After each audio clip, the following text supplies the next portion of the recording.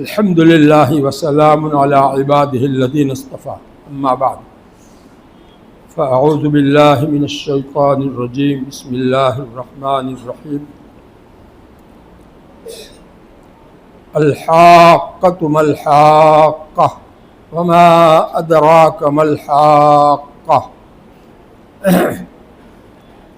وقال رسول اللہ صلی اللہ علیہ وسلم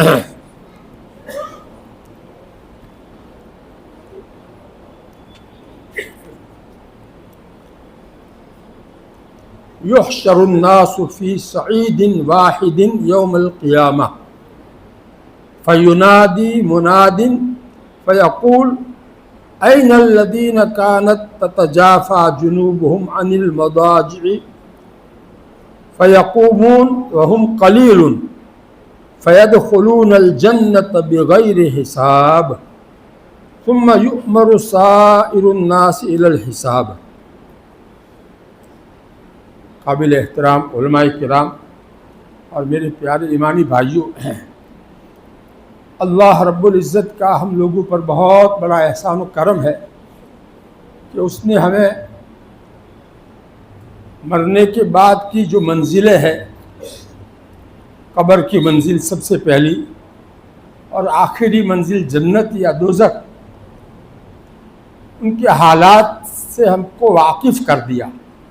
قرآن اتار کر کے قرآن کے اندر ان حالات کو بیان کر دیا، اور اللہ کے نبی صلی اللہ علیہ وسلم نے اور زیادہ تفصیل کے ساتھ قیامت کے ہولناک احوال بیان کیے، جنت دوزخ کے احوال بیان کیے، تاکہ ہم لوگ تیاری کر کے جاوے تو وہاں ہم کو پچھتانا نہ پڑے اور ہم کو وہاں آرام ملے۔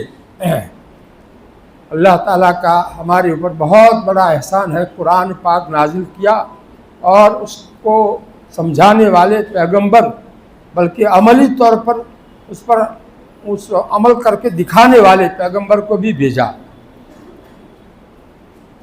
آج کی اس مجلس کا موضوع جو ہے قیامت کے کچھ احوال بتانا ہے۔ قیامت بہت ہولناک چیز ہے۔ قرآن پاک میں اللہ تعالیٰ نے اس کے الگ الگ نام بیان کر کے ان الگ الگ ہولناکیوں کو بیان کیا ہے۔ ابھی امام صاحب نے 2 رکعتوں میں جو 2 صورتیں پڑھی ہے، ان دونوں صورتوں میں قیامت کے احوال بیان کیے ہیں۔ القارعۃ ما القارعۃ، کھڑکھڑا دینے والی چیز کیسی کچھ ہے، وہ کھڑکھڑا دینے والی چیز یعنی قیامت، جو لوگوں کے دلوں کو کھڑکھڑا دے گی۔ لوگ ایسے خوف زدہ ہو جائیں گے کہ بے ہوش ہو کر ختم ہو جائیں گے، ایسی کھڑکھڑا دینے والی قیامت ہے۔ بہرحال ہمیں ان حالات کو تازہ کرتے رہنا ضروری ہے۔ ہم اجمالی طور پر جانتے ہیں قیامت آنے والی ہے، قیامت میں کیا ہوگا اس کی پوری تفصیل ہمارے سامنے نہیں ہے، اس کو ہم اللہ کے نبی صلی اللہ علیہ وسلم کی احادیث مبارکہ کے ذریعے سے جانیں گے تو ہمیں اس کی فکر پیدا ہوگی۔ وہاں ہمیں اللہ کے عذاب سے نجات کیسے ملے اس کا طریقہ معلوم ہوگا، اور اس پر عمل کر کے ہم اللہ تعالیٰ کے عذاب سے بچ سکیں گے۔ اس سلسلے میں ابھی میں نے ایک حدیث آپ حضرات کے سامنے جو پڑھی ہے، اس کا ترجمہ پہلے سن لیجئے۔ ایک صحابیہ حضرت اسماء بنت یزید رضی اللہ عنہا اللہ کے رسول صلی اللہ علیہ وسلم سے یہ حدیث نقل کرتے ہیں کہ قیامت کے دن تمام لوگوں کو، آدم علیہ السلام سے لے کر آخری انسان جو دنیا میں پیدا ہوگا ان تک سارے کے سارے انسانوں کو ایک ہموار میدان محشر میں جمع کیا جائے گا۔ اللہ تعالیٰ سب کو زندہ کر کے جمع کریں گے۔ اس وقت ابھی حساب کتاب شروع ہونے سے پہلے اللہ کی طرف سے ایک فرشتہ اعلان کرے گا. اعلان کیا کرے گا؟ این الذین کانت تتجافی جنوبہم عن المضاجع، وہ لوگ کہاں ہیں جن کے پہلو راتوں میں بستروں سے الگ رہتے تھے، یعنی تہجد کی نماز کے لیے وہ اٹھ جاتے تھے، رات میں میٹھی نیند چھوڑ کر کے صبح سویرے عام طور پر نیند پوری ہو جاتی ہے. اگر عشاء کے بعد جلدی آدمی سو جاوے، آج کل 9 بجے نماز ہے یہاں، تو 10 بجے آدمی سو سکتا ہے. تو 10 بجے آدمی سوئے گا تو اس کی نیند جو ہے 4 بجے تک پوری ہو جائے گی، 6 گھنٹے ملیں گے. تو 4 بجے اگر اٹھ جاوے تو 1 گھنٹہ صبح صادق سے پہلے اس کو ملے گا تہجد پڑھنے کے لیے. تو یہ تہجد پڑھنے والوں کے بارے میں ایسا اعلان اللہ تعالیٰ کروائیں گے فرشتے سے کہ وہ لوگ کہاں ہیں. تو پورے میدان حشر بھرا ہوا ہوگا، ان میں سے کچھ لوگ کھڑے ہوں گے، تھوڑے سے لوگ کھڑے ہوں گے، زیادہ تر لوگ کھڑے نہیں ہوں گے، تھوڑے ہی لوگ کھڑے ہوں گے. اس سے معلوم ہوا کہ تہجد کی نماز پڑھنے والے ہر دور میں تھوڑے ہی رہے ہیں. پھر ان کے لیے اللہ تعالیٰ کی طرف سے یہ فیصلہ سنایا جائے گا کہ ان کا کوئی حساب کتاب ہم نہیں لیں گے، وہ جنت میں چلے جاویں. فَيَدْخُلُونَ الْجَنَّةَ بِغَيْرِ حساب، بغیر حساب کے وہ جنت میں داخل ہو جائیں گے. اس کے بعد جتنے لوگ باقی رہیں گے ان کا حساب پھر اللہ تعالیٰ شروع کریں گے. حساب اللہ تعالیٰ لیں گے. آسان نہیں ہے زندگی بھر کا حساب دینا. کیا کیا بولے تھے زبان سے، کیا کیا دیکھا تھا آنکھوں سے، اللہ تعالیٰ کی نافرمانیاں آنکھوں سے زبان سے کیا کیا کی تھی، کانوں سے کیا کی تھی، دماغ سے، ہاتھ پیر سے، ساری چیزوں کا حساب. کہاں سے مال کمایا تھا، کہاں خرچ کیا تھا، پوری زندگی کہاں گزاری تھی، جوانی کہاں گزاری تھی، ساری چیزوں کا حساب خود اللہ تعالیٰ لیں گے. یہ حساب دینا آسان نہیں ہوگا. اس کے لیے اگر ہم چاہتے ہیں کہ بغیر حساب کے جنت ہمیں مل جاوے تو اس کے لیے کچھ تکلیف اٹھانی پڑے گی. اس دنیا میں جلدی سونے کا نظام گھر میں بنانا پڑے گا، مغرب کے بعد کھانے پینے کا نظم رکھنا پڑے گا تاکہ عشاء کے بعد جو ہے جلدی سے سب لوگ آرام کر سکیں. ایک ساتھ سب لوگ سو جائیں گے اندھیرا کر کے اور باتیں بند کر دیں گے تو جلدی سے سب کو نیند آ جائے گی.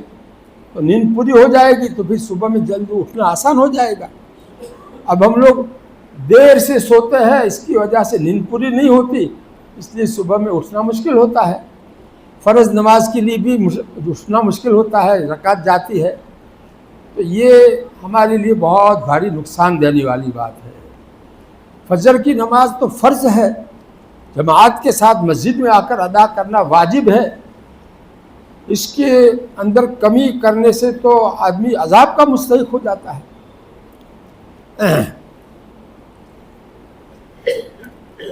ایک اور قیامت کا منظر سنیے.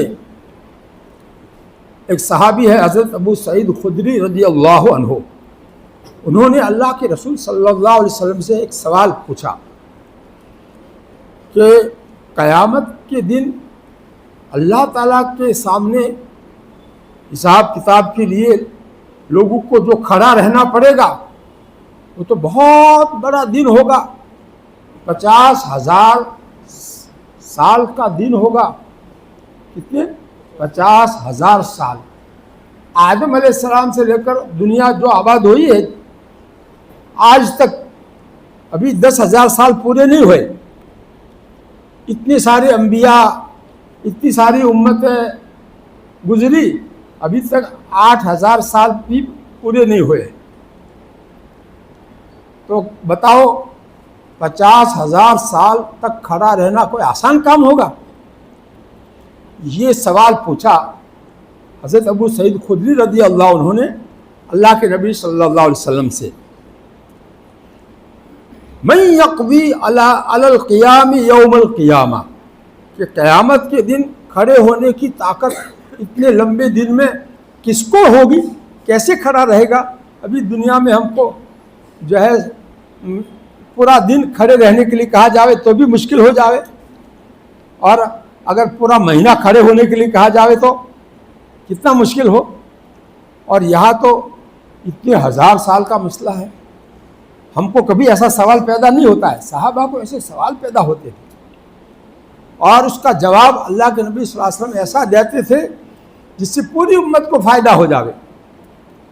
چنانچہ اللہ کے نبی صلی اللہ علیہ وسلم نے اس کے جواب میں فرمایا، یخفف علی المؤمن، قیامت کی دن کھڑا رہنا ایمان والے، سچے ایمان والے کے لیے اللہ تعالیٰ ایسا آسان کر دیں گے کہ جیسے ایک فرض نماز ادا کرنے کے لیے آدمی کھڑا ہوتا ہے تو کتنی دیر لگتی ہے، کچھ مشکل ہوتی ہے، ایسا اللہ تعالیٰ اس کو آسان کر دیں گے۔ یخفف علی المؤمن، سچے پکے ایمان والے جو اللہ کے احکام پر پوری طرح چلتا ہوگا، اس کو لیے اللہ تعالیٰ یہ قیامت کے دن کھڑا ہونا ایسا ہلکا پھلکا کر دیں گے، حتیٰ یکون علیہ کالصلاۃ المکتوبہ، یہاں تک کہ وہ کھڑا ہونا فرض نماز کی جیسا ہو جائے گا۔ یہ حدیث ہے، پکی باتیں ہیں۔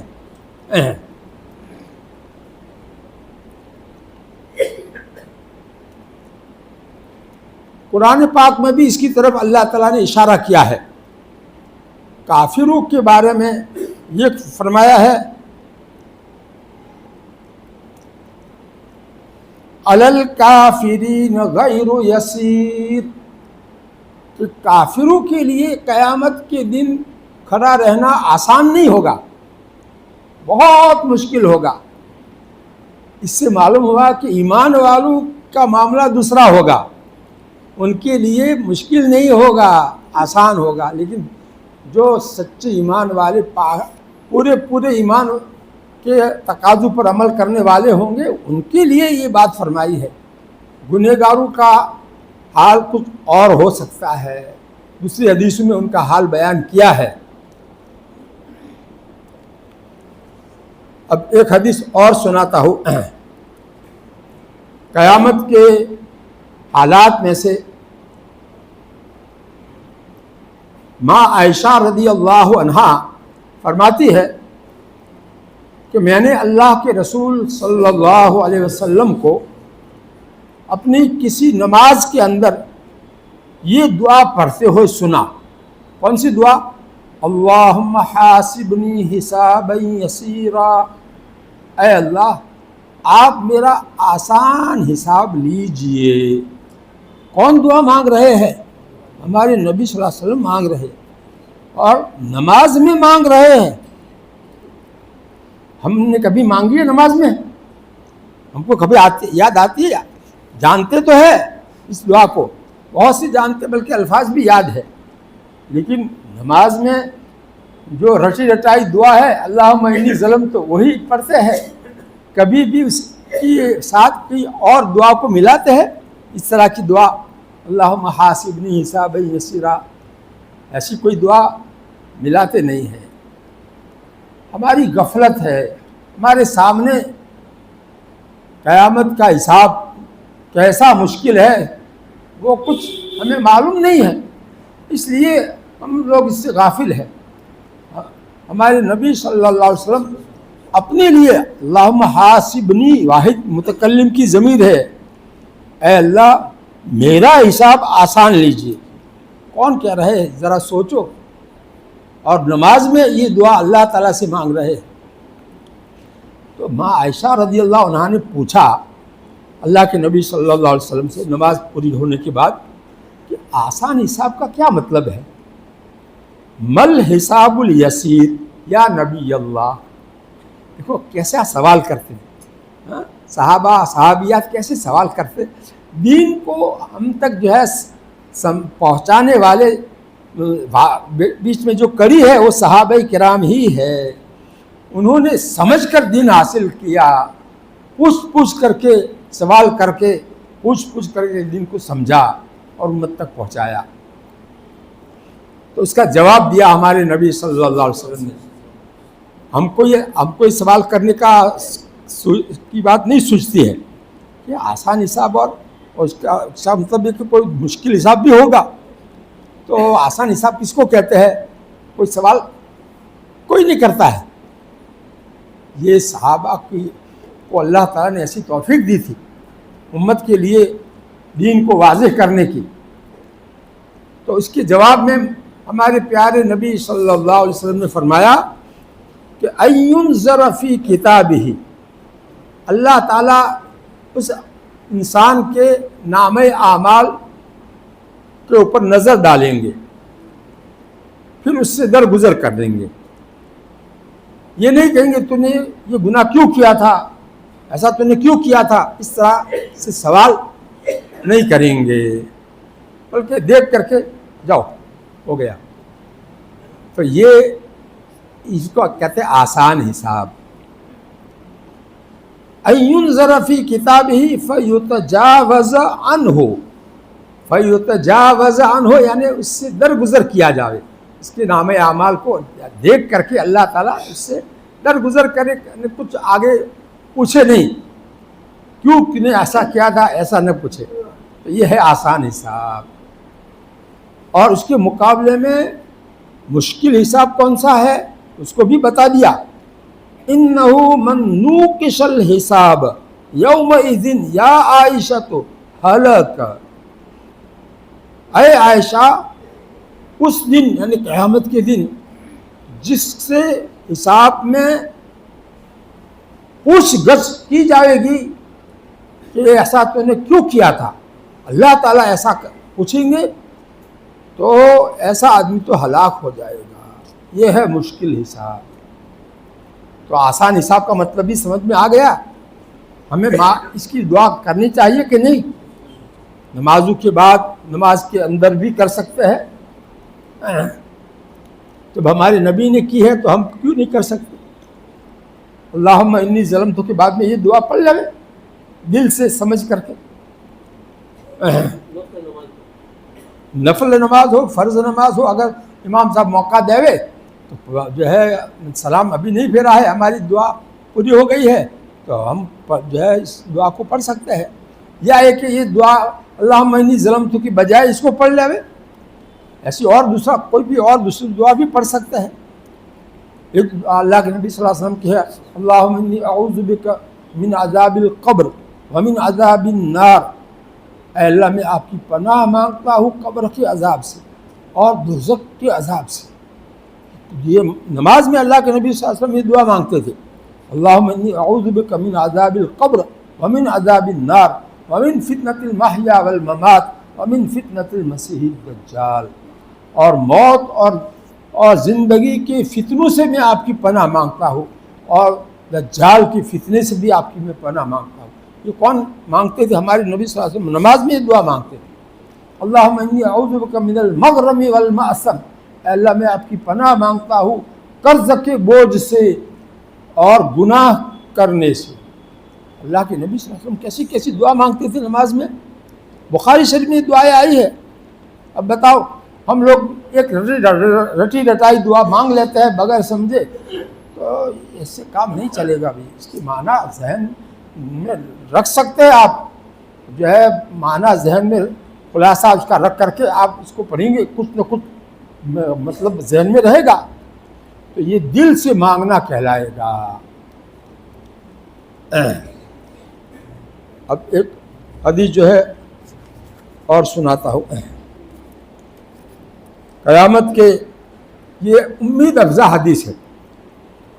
ہمیں امید رکھنی چاہیے اللہ تعالیٰ سے اچھی. یہ بھی ہمارے نبی صلی اللہ علیہ وسلم نے امت کو سنائی ہے، اس لیے میں بھی سناتا ہوں. فرمایا اللہ کے رسول صلی اللہ علیہ وسلم نے وعدنی ربی، میرے رب نے مجھ سے وعدہ فرمایا ہے. ہمارے نبی کہتے ہیں میرے پروردگار نے مجھ سے وعدہ فرمایا ہے. اور اللہ تعالیٰ وعدے کے خلاف نہیں کرتے. کیا وعدہ فرمایا ہے؟ ان يدخل الجنة من امتی 70,000 لا حساب علیہم ولا عذاب، کہ میری امت میں سے جنت میں اللہ تعالیٰ 70,000 کو داخل کریں گے کہ ان سے کوئی حساب بھی نہیں لیں گے اور ان کو کوئی عذاب بھی نہیں دیں گے۔ کتنے؟ 70,000۔ آگے ہے ما کل 70,000 ان 70,000 میں سے ہر 1000 کے ساتھ 70,000 اور، ہر 1000 کے ساتھ 70,000 اور، بتاؤ کتنا ہو گیا؟ وہ 70,000 تو ہے ہی، اور ہر 1000 کے ساتھ 70,000 اور ملاؤ، حساب لگاؤ کتنا ہو گیا؟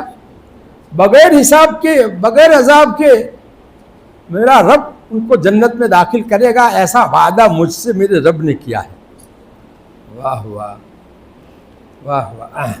آگے وَثَلَاثُ حَسَيَاتٍ مِّنْ حَسَيَاتِ رَبِّي، اور حسیات عربی میں لب بھر کو کہتے ہیں، دونوں ہاتھوں سے بھر کر کے کوئی چیز کسی کو دی جاوے تو اس کو کیا کہتے ہیں؟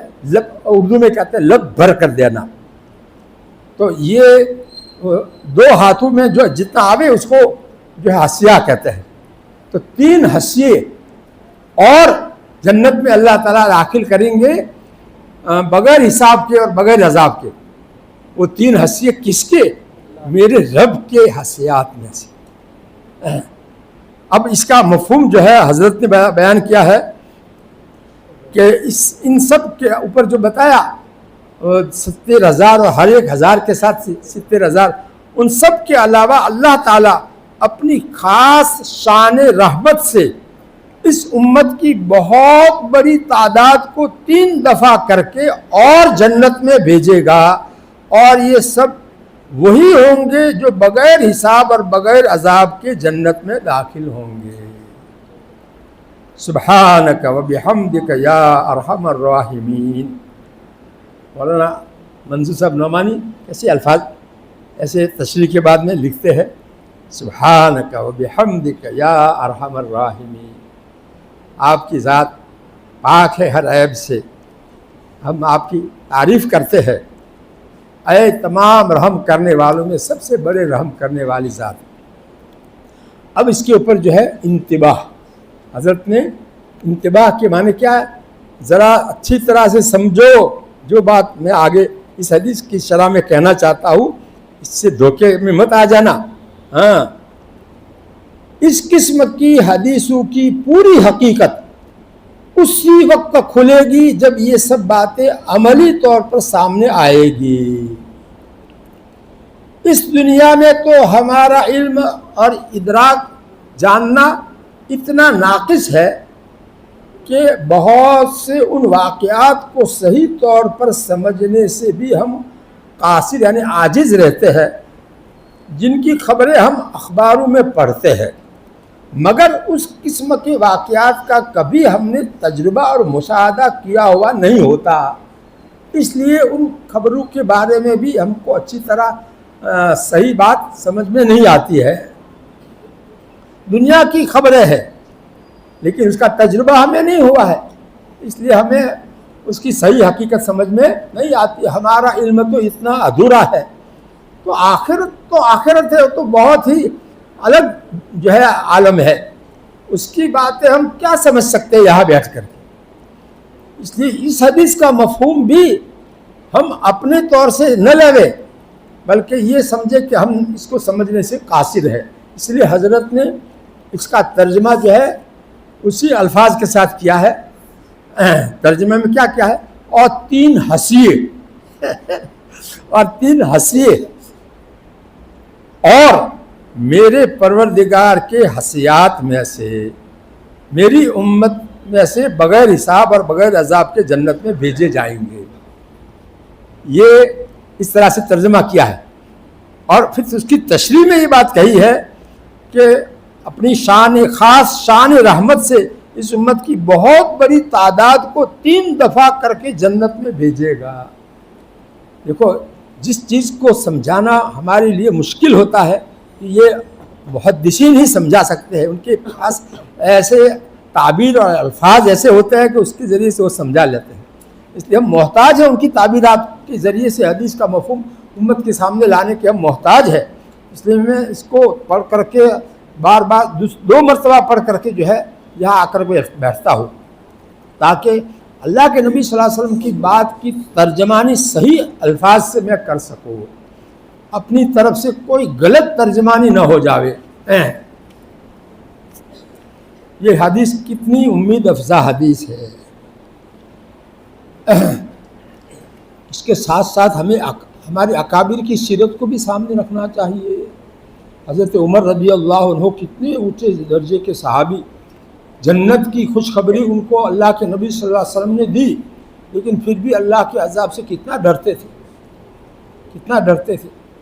جب شہادت ملی نماز کی حالت میں اور اس کے بعد تقریباً 4 دن زندہ رہے، تو اس وقت بھی ان کے خوف کی حالت کیا تھی کہ اللہ کا عذاب میں دیکھ بھی نہیں سکتا. دیکھنے سے پہلے اگر زمین بھر کر سونا میرے پاس ہو تو وہ دے دوں فدیے میں دیکھ نہیں سکتا. ایسا اتنے بڑے صحابی ہو کر کے ایسا کہتے ہو تو پھر ہم ان حدیث کی وجہ سے دھوکہ کھا جاوے، تو ایسی امید تو ضرور رکھنی چاہیے اللہ تعالیٰ سے. اس کی رحمت بہت وسیع ہے. امید نا امیدی تو کفر ہے، لیکن اس کے ساتھ ساتھ ڈر بھی ہونا چاہیے. اللہ اپنے گناہوں کے انجام سے ڈرنا بھی ہونا چاہیے. دونوں چیزیں ہو، الایمان بین الخوف والرجاء. یہ حدیث ہے کہ ایمان 2 چیزوں کے بیچ میں ہوتا ہے. ایک طرف اللہ کا ڈر ہو، ایک طرف اللہ کی رحمت سے امید بھی ہو، تو بیچ میں ایمان ہوگا. یہ 2 چیزیں میں سے ایک چیز نہیں ہوئی تو وہ ایمان ہی نہیں ہوگا. اب قیامت کے مناظر میں سے ایک منظر حوض کوثر کا بھی ہے. اس کے بارے میں ایک حدیث سناتا ہوں. آپ لوگوں نے سنا تو ہوگا حوض کوثر. ایک ہے نہر کوثر جو تو جنت میں ہوگی، یعنی کوثر نام کی نہر وہ جنت میں ہوگی، وہ پورے جنت میں پھیلی ہوئی ہوگی. اس کا جو چشمہ، اس کا جو نہر کوثر کا جو چشمہ ہوگا وہ جنت میں ہے، اور وہاں سے یہ نہر پوری جنت میں سب جگہ پر پھیلائی جائے گی. وہ الگ ہے، اس کے بارے میں آگے دوسری حدیث آ رہی ہے. اور یہ جو حدیث میں ابھی سنانا چاہتا ہوں یہ معراج کا واقعہ ہے. معراج میں اللہ کے نبی صلی اللہ علیہ وسلم جنت کی سیر کر رہے تھے. ہمارے نبی جنت کی سیر کر کے آئے ہیں. کوئی کہے کہ جنت دیکھی ہے کہ ہاں ہمارے سب کے دادا جو ہیں وہ تو جنت میں رہ کر کے آئے، دادا دادی جنت میں رہ کر کے آئے ہیں، اور ہمارے نبی جو ہے جنت کے اندر سیر کر کے آئے ہیں اور آ کے حالات بتائے ہیں.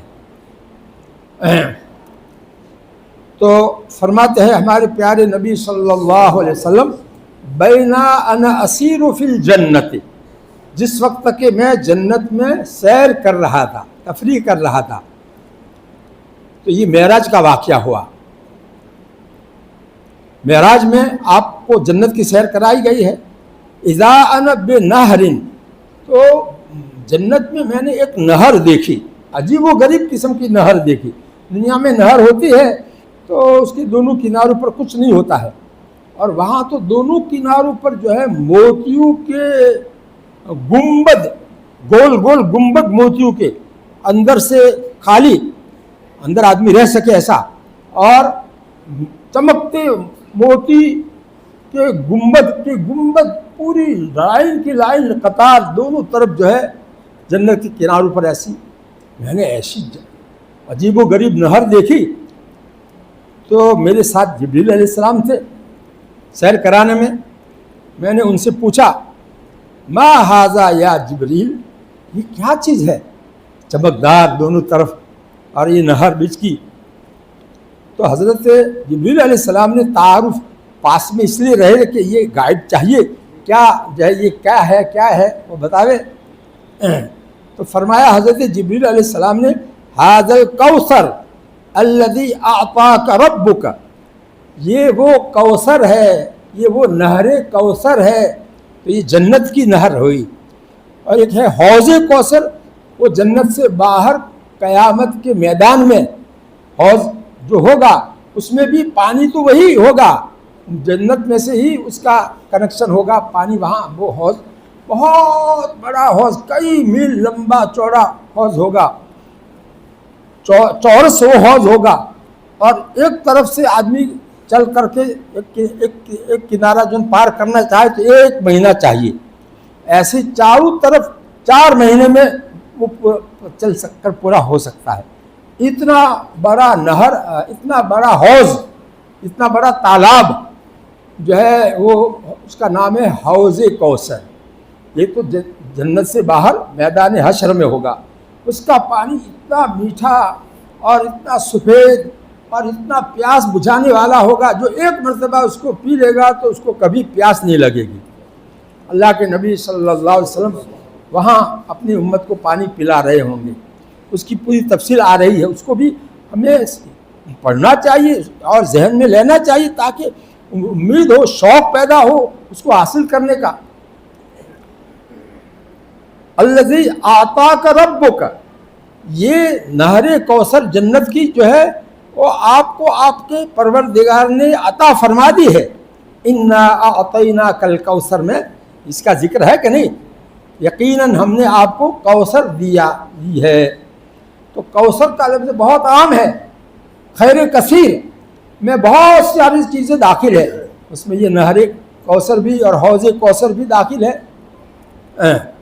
فَإِذَا طِينُهُ مِسْكٌ أَزْفَرُ، تو اس نہر کے اندر مٹی جو تھی وہ مشک، تیز خوشبودار مشک کیسی ہوتی ہے؟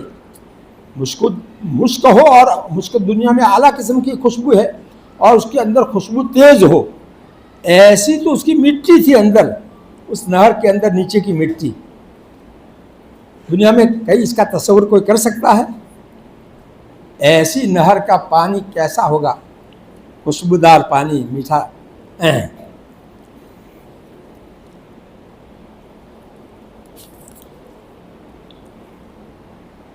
اب یہ تو نہر کوثر کے بارے میں جنت کی بتلایا. اب آگے حوض کوثر کے بارے میں حدیث سنیے. قال رسول اللہ صلی اللہ علیہ وسلم حوضی مسیرۃ شہر وزوایاہ سواء ماؤہ ابیض من اللبن وریحہ اطیب من المسک وکیزانہ کنجوم السماء من یشرب منها فلا یظمأ ابدا. رواہ البخاری و مسلم. حضرت عبداللہ بن عمر رضی اللہ عنہ صحابی فرماتے ہیں کہ اللہ کے رسول صلی اللہ علیہ وسلم نے ارشاد فرمایا کہ میرا حوض، اب یہاں حوض کا لفظ، وہاں اوپر نہر کا لفظ آیا تھا، اب یہاں حوض کا لفظ، میرا حوض. اب حوض دنیا میں جو ہوتا ہے وہ اس کا تصور چھوٹا سا حوض ہوتا ہے، اور یہ تو جو ہے بہت بڑا تالاب، بلکہ ایک دریا ہوگا کہہ لو. میرا حوض 1 مہینے کی مسافت والا ہوگا، اور اس حوض کے زوایا کا ترجمہ اس کے ہر جانب، اس کے گوشے، ہر طرف کے کنارے برابر ہوں گے. برابر کا مطلب کیا؟ ایک طرف جب 1 مہینے کی مسافت ہے تو دوسری طرف بھی ایسا، تیسری طرف بھی ایسا، چوتھی طرف بھی ایسا، تو چوکر ہوا کہ نہیں؟ مربع ہوا. یہ حوض کیسا ہوا؟ چاروں طرف سے سرخا ہوا، اور ایک طرف کو پار کرنے کے لیے 1 مہینے کی مسافت، اتنا بڑا حوض ہوگا. اچھا، اور اس کا پانی کیسا ہوگا؟ فرمایا کہ اس کا پانی دودھ سے زیادہ سفید ہوگا. دنیا میں پانی ایسا ہوتا ہے دودھ سے زیادہ سفید، اور اس کی خوشبو، اس پانی میں خوشبو کیسی ہوگی؟ مشک سے زیادہ عمدہ خوشبو ہوگی، مشک کی خوشبو۔ اب دنیا میں پانی بعض مرتبہ کوئی آدمی لاتا ہے تو کچھ تھوڑا سا خوشبودار ہاتھ وغیرہ جو ہے لگا کر کے پانی بھرتا ہے تو اس کی خوشبو پانی میں ہوتی ہے تو پانی اچھا لگتا ہے۔ تھوڑی سی بھی اس میں کچھ گلاب کی خوشبو ہو یا اور کوئی خوشبو ہوتی ہے تو پانی اچھا لگتا ہے کہ نہیں؟ آگے فرماتے ہیں وَقِيزَانُهُ، ابھی پانی پینے کے لیے گلاس چاہیے کہ نہیں؟ پانی پینے کے لیے کٹورے چاہیے، گلاس چاہیے، تو یہ کتنی تعداد میں ہوں گے؟ یہ آسمان کے ستاروں کو کوئی گن سکتا ہے؟ اتنی کثرت سے وہ ہوں گے، پینے والے بھی اتنے زیادہ ہوں گے۔ اور کیسے چمکدار ہوتے ہیں آسمان کے ستارے، ایسے وہ گلاسیں بھی ایسی چمکدار ہوگی، ظرف بھی اتنا اچھا ہوگا تو آدمی کا پہلے سے جی چاہے گا کہ جلدی سے میں اس میں پیوں۔ تو چمکدار ہونے میں اور کثرت میں تشبیہ دی ہے کہ نجوم السماء، آسمان کے ستاروں کی طرح وہ گلاسیں ہوں گی چمکدار کثرت میں۔ آگے فرمایا من یشرب منہا، جو بھی شخص اس میں سے پانی پی لے گا فلا یظمأ ابدا، پھر کبھی بھی پیاسا نہیں ہوگا، کبھی بھی، یعنی جو ہے کروڑ سال کے بعد تک بھی اس کو پیاس نہیں لگے گی۔ جو پیے گا جنت کے اندر پینے کی چیزیں وہ اپنے خوشی کے لیے پیے گا، پیاس دور کرنے کے لیے نہیں پیے گا، پیاس تو لگے گی نہیں بلکہ مزہ لینے کے لیے پیے گا وہ۔ جیسے جو ہے مازہ آ گیا، آدمی نے ابھی پانی پیا ہے لیکن مازہ آیا تو آدمی پی لیتا ہے کہ بھی چلو میٹھی چیز ہے پی لے۔ اسی طرح ایک دوسری حدیث اور سن لیجئے، اس میں بھی حوض کوثر کا ذکر ہے، لیکن اس کے آخر میں کچھ ایسی باتیں ہیں کہ آپ کو ذرا، میں نے پہلے سے ارادہ تو کیا تھا نہیں سناؤں گا لیکن چلو سنا دیتا ہوں، اس کا مطلب بھی آسان کر کے سمجھا دوں گا انشاءاللہ۔ جہاں خطرہ ہوتا ہے کہ یہ لوگ نہیں سمجھ سکیں گے ایسی چیز کو میں نہیں سناتا ہوں، اور لیکن یہ حضرت کی باتیں سامنے رکھ کر کے آسان کر کے سمجھاؤں گا۔ اللہ کے رسول صلی اللہ علیہ وسلم فرماتے ہیں کہ میں تمہارے لیے میدان قیامت میں حوض کوثر کے اوپر پہلے سے پہنچ جاؤں گا، انی فرطکم علی الحوض، تم سے پہلے وہاں پہنچ جاؤں گا تم کو پانی پلانے کے لیے۔ من مر علیہ، جو میرے پاس سے گزرے گا وہ میرے ہاتھ سے پانی پیے گا، اور جو پی لے گا وہ کبھی بھی اس کو پیاس نہیں لگے گی۔ اب ایک بہت اہم منظر آگے بیان کیا ہے، سَيَرِدَنَّ عَلَيَّ اقوام، میرے پاس اس حوض پر پانی پینے کے لیے کچھ لوگ آئیں گے جن کو میں پہچانتا ہوں گا، عارفہم ویعرفوننی، اور وہ بھی مجھے پہچانتے ہوں گے، لیکن فرشتے ان کو دور کر دیں گے۔ ثم یحال بینی وبینہم، پھر میرے درمیان اور ان لوگوں کے درمیان میں رکاوٹ ڈالی جائے گی، فرشتے جو ہیں ان کو روک دیں گے، میرے پاس ان کو نہیں آنے دیں گے۔ فاقول، تو میں کہوں گا انہم منی، یہ لوگ تو میرے ہیں، ان کو کیوں روکا جا رہا ہے؟ تو اس پر کہا جائے گا، فرشتے اس کا جواب دیں گے، انک لا تدری، آپ کو معلوم نہیں ہے، ما احدثوا بعدک، کہ انہوں نے آپ کے بعد کیا کیا دین کے اندر نئی چیزیں نکال دی تھی، بدعات، کون سی کیسی جو ہے جو دین میں نہیں ہے، ایسی چیزوں کو دین سمجھ کر کے یہ کرتے تھے، تو ایسے گمراہ لوگ ہیں یہ۔ تو اللہ کے نبی صلی اللہ علیہ وسلم فرماتے فاقول، اس پر میں کہوں گا سحقن سحقن لمن غیر بعدی، رواہ البخاری و مسلم، دور ہو ایسے لوگ مجھ سے دور ہو جنہوں نے میرے بعد میرے دین کو بدل ڈالا، میرے دین میں نئی نئی چیزیں جو نہیں تھی ان کو داخل کر کے ثواب کی نیت سے کرتے رہے، جس کو بدعت کہا جاتا ہے۔ ایسے لوگوں کو اللہ کے نبی صلی اللہ علیہ وسلم بھی ہٹا دیں گے۔ اس حدیث کا پیغام ہمارے لیے کیا ہے؟ اس کا مصداق ہمیں معلوم کرنے کی ضرورت نہیں ہے کہ یہ کون لوگ ہوں گے، اس کا مصداق ہمیں اس کے پیچھے پڑنے کی ضرورت نہیں ہے۔ حضرت نے خود فرمایا ہے کہ اس کی تعین مشکل ہے کہ یہ کون لوگ ہیں اور کس طبقے کے لوگ ہوں گے، اور نہ اس کا معلوم کرنا ہمارے لیے ضروری ہے۔ اس حدیث کا خاص سبق ہمارے لیے تو بس یہ ہے کہ اگر ہم حوض کوثر پر حضور اکرم صلی اللہ علیہ وسلم کی خدمت میں حاضر ہونے کے آرزو مند ہے، تمنا رکھتے ہیں، تو مضبوطی سے اس دین پر قائم رہے جو رسول اللہ صلی اللہ علیہ وسلم ہمارے لیے لائے تھے۔ اس دین کے اوپر قائم رہے مضبوطی سے، اور اس دین میں اپنی طرف سے کوئی نئی بات نہ نکالے، کوئی رد و بدل نہ کرے اس دین میں اپنی طرف سے، بغیر تحقیق کی سنت نہیں ہے اس کو سنت کہہ دینا، سنت سمجھ لینا، یہ بھی ایسے ہی گمراہی ہے۔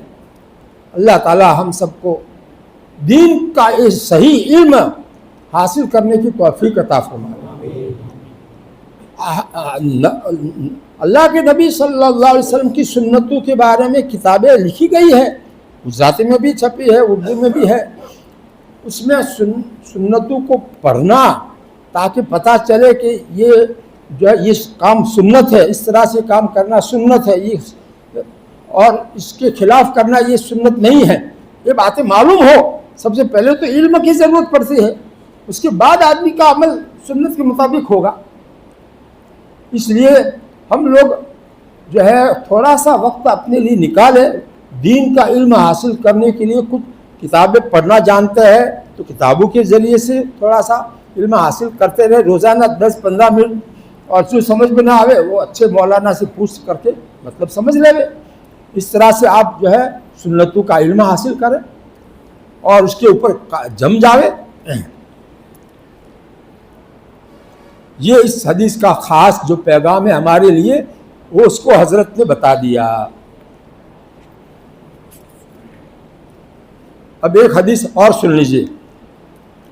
حضرت انس رضی اللہ عنہ حضور پاک صلی اللہ علیہ وسلم کی 10 سال تک انہوں نے خدمت کی ہے مدینہ میں آپ کے 10 سال جو گزرے ہیں، تو یہ 10 سال سفر میں حضر میں آپ کی خدمت کرتے رہے ہیں۔ وہ کہتے ہیں کہ میں نے نبی صلی اللہ علیہ وسلم سے سوال کیا۔ کیا سوال کیا؟ ان یشفع لی یوم القیامہ، کہ قیامت کے دن آپ میرے لیے سفارش کریں گے، آپ میرے لیے سفارش کرو گے۔ بلکہ سوال کرنے کا مطلب تو یہ ہے کہ آپ میرے لیے سفارش کرنا نا قیامت کے دن، میں آپ کا خادم ہوں۔ تو اس پر اللہ کے نبی صلی اللہ علیہ وسلم نے کیا فرمایا؟ انا فاعل، میں کروں گا، میں سفارش کروں گا۔ آپ نے وعدہ کر لیا۔ دیکھو اتنے بڑے صحابی، اتنے بڑی جو ہے آپ کی خدمت کرنے والے صحابی بھی حضور کی شفاعت کے محتاج اپنے آپ کو سمجھ رہے ہیں، اور اس کے لیے دنیا ہی میں وعدہ لے رہے ہیں، اور آپ نے جب وعدہ دے دیا، انا فاعل کہا، تو پھر عطا پتہ پوچھ رہے ہیں کہ اتنے بڑے میدان میں ہم آپ کو کہاں تلاش کریں گے؟ آپ کو تلاش کرنا مشکل ہو جائے گا ہمارے لیے، کچھ پتہ بھی بتا دیجئے۔ قلت یا رسول اللہ فأین اطلبک، میں نے عرض کیا اے اللہ کے رسول، بس میں آپ کو کہاں تلاش کروں قیامت کے اتنے بڑے میدان میں؟ تو اللہ کے نبی صلی اللہ علیہ وسلم نے اس کا جواب دیا، اطلبنی اول ما تطلبنی علی الصراط، سب سے پہلے تم مجھے پل صراط پر تلاش کرنا۔ سب سے پہلے کہاں تلاش کرنا؟ پل صراط پر مجھے تلاش کرنا۔ دوزخ کے اوپر جو پل صراط رکھا جائے گا، وہاں سے لوگ گزر رہے ہوں گے، خطرے میں ہوں گے، کب کوئی گر جاوے اندر، ان کے لیے دعا کرتے ہوں گے، سفارش کرتے ہوں گے، تو وہاں مجھے تلاش کرنا۔ حضرت انس کہتے ہیں میں نے کہا فَإِلَّمْ أَلْقَكَ عَلَى الصِّرَاطِ، اگر میں آپ کو پل صراط پر نہ پاؤں تو کہاں تلاش کروں؟ کیسا آتا پتا پوچھ رہے پکا۔ قَالَ فَاطْلُبْنِي عِنْدَ الْمِيزَانِ، پھر آپ نے فرمایا کہ جہاں نامہ اعمال تولے جا رہے ہو ترازو میں، وہاں مجھے تلاش کرنا۔ اگر وہاں نہ پاؤں، آپ مجھے نہ پاوے پل صراط پر، تو وہاں آ جانا، جہاں ترازو بہت بڑا رکھ کر اعمال تولے جا رہے ہوں گے وہاں آ جانا۔ اللہ کے نبی صلی اللہ علیہ وسلم جو ہے کہا امت کے لیے۔ تیسرا سوال کیا فَإِلَّمْ أَلْقَكَ عِنْدَ الْمِيزَانِ، پھر اگر میں آپ کو ترازو کے پاس بھی نہ پاؤں تو آپ نے جواب دیا فَاطْلُبْنِي عِنْدَ الْحَوْضِ، تو تم مجھے حوض کوثر پر تلاش کرنا۔ فَإِنِّي لَا أُخْطِئُ هَذِهِ الثَّلَاثَ الْمَوَاطِنِ، آگے سوال ہی نہ کرنا پڑے ایسا آپ نے جواب دے دیا کہ میں یہ 3 جگہوں سے علاوہ کسی چوتھی جگہ میں نہیں ہوں گا، یہ 3 جگہوں میں سے کسی ایک جگہ ہی میں ہوں گا۔ ہمارے نبی صلی اللہ علیہ وسلم سے ہم کو کیسی محبت ہونی چاہیے، دنیا میں بھی ہمارے لیے کیسی کیسی تکلیفیں اٹھائی دین پہنچانے کے لیے۔ بائیکاٹ کی تکلیفیں 3 سال کی، طائف کی تکلیفیں یاد کرو، مکہ میں مشرکین کی طرف سے آپ پر جو مظالم ڈھائے گئے اس کو یاد کرو۔ اللہ تعالیٰ ہمارے پیارے نبی صلی اللہ علیہ وسلم کو پوری امت کی طرف سے اپنے شان بدلہ عطا فرمائے۔ ہمیں خوب کثرت سے درود شریف بھی پڑھنا چاہیے، ہمارے پاس یہی تحفہ ہے ہمارے نبی کی جو ہے خدمت میں پیش کرنے کے لیے، اور جو سنتوں پر عمل کرنا چاہیے۔ آپ کی مبارک سنتیں اللہ تعالیٰ کا محبوب بنا دینے والی ہے، آدمی کو اللہ کا پیارا بنا دینے والی ہے، اس کا ہمیں بہت اہتمام کرنا چاہیے۔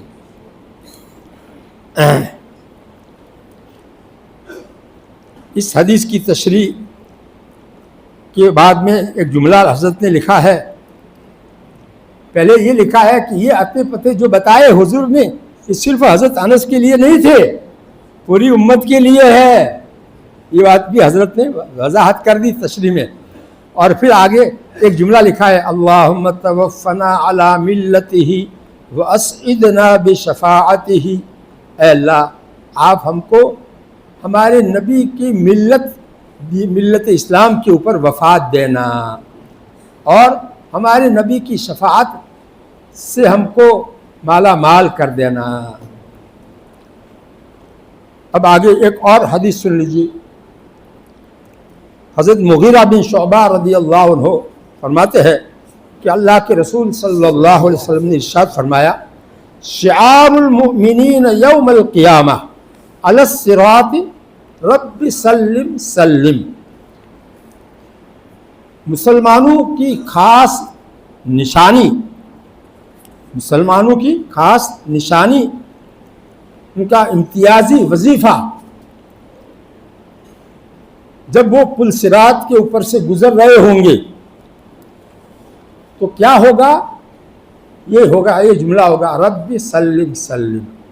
دیکھو یہ دنیا میں بتایا ہے، ہم اس کو یاد کر لیں، وہاں اس کی ضرورت پڑے گی۔ ابھی بھول جاؤ گے کہ پتہ نہیں اس میں رب ہے کہ نہیں ہے، اللہم ہے کہ رب ہے، ابھی جو ہے تم کو رب سلم سلم جو الفاظ حدیث میں آتے ہیں وہ اسی کو یاد کرنا، یہ ہے صحیح طریقہ۔ اپنی طرف سے اس کا کچھ نہ کچھ گھٹا کر کے بولنا یہ ٹھیک نہیں ہے۔ جتنی بھی دعائیں ہیں ان میں اپنی طرف سے ذرا بھی رد و بدل کرنا صحیح نہیں ہے، یعنی وہی الفاظ کے ساتھ میں ان کو پڑھنے کی تاکید ہے۔ اس کا ترجمہ کیا؟ اے میرے رب صحیح سلامت پار کر دیجئے، صحیح سلامت پار کر دیجئے۔ انبیاء بھی پل صراط کے اوپر سے یہ الفاظ کہتے ہوئے گزریں گے، جتنے بھی ایمان والے ہوں گے سارے سچے ایمان والے ان کی زبان پر یہی کلمہ ہوگا رب سلم سلم۔ نیچے دوزخ، پوری دنیا اس کے سامنے بچہ بھی نہیں ہے، دوزخ کا بچہ بھی نہیں ہے، اتنی بڑی آگ سے بھرا ہوا جو ہے کھڈا ہوگا، اور اس کے اوپر یہ پل ہوگا، اور اس کے اوپر سے گزرنا ہوگا، آگے جنت ہوگی، ہر ایک کو گزرنا ہوگا۔ وَإِن مِّنكُمْ إِلَّا وَارِدُهَا كَانَ عَلَىٰ رَبِّكَ حَتْمًا مَّقْضِيًّا، تیرے رب نے اپنے ذمے اس کو طے کر دیا ہے کہ ہر ایک کو گزرنا ہے پل صراط کے اوپر سے۔